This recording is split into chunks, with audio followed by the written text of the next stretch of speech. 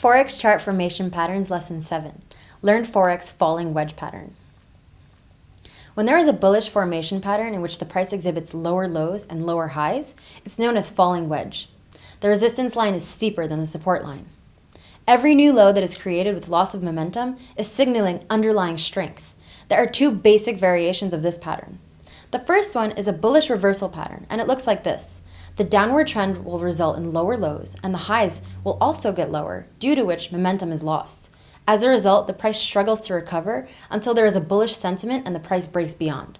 The second variation is a bullish continuation pattern. It forms following a strong uptrend and the price retraces lower. Since the main trend is still bullish, there's no momentum behind the bearish moves, and eventually the price breaks out towards the upside to resume the bull trend. The price target for this formation should be the height of the wedge, measured up from the breakout point.